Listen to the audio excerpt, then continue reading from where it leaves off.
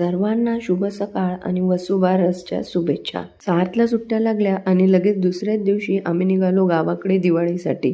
बुलढाण्याला जायचं म्हटलं तर 10 ते 11 तासाचा आम्हाला प्रवास होतो. आम्हाला अंगावर काटे येतात, मात्र याचा काही आनंद काही थांबत नाही. आजी आजोबांना भेटण्याचा आनंद काही वेगळाच असतो. आता खरं खरं सांगा, आज जो मी जुगाड केलाय तसा जुगाड कोण कोण करतं? ऑक्टोबर हीटमुळे गरमी इतकी वाढली आहे, AC लावला तरी गाडीच्या काचेतून आतमध्ये ऊन येत होतं. मग सार्थला ऊन लागू नये म्हणून हा मी जुगाड केला. बघता बघता बुलढाण्यात पोचलो आणि वाजले होते दुपारचे 3. जसं जसं घर जवळ येतं तशी 7ची एक्साइटमेंट वाढत होती, कारण आजी आजोबाने अयोध्येवरून त्याला एक गाडी आणली होती. तिचं लग्न झालं त्यावेळेस बुलढाणा काही एवढा डेव्हलप नव्हता, आता मात्र खूपच छान वाटतं.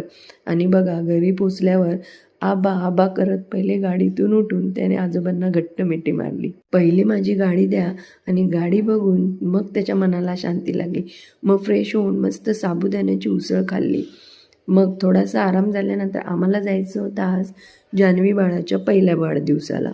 इथे पोचलो आणि डेकोरेशन खूपच छान होतं.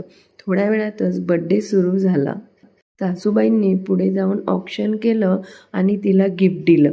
मग काय वेळ आली जेवणाची आणि या माझ्या सर्व काकू मला तिथे भेटल्या. असा होता आजचा आमचा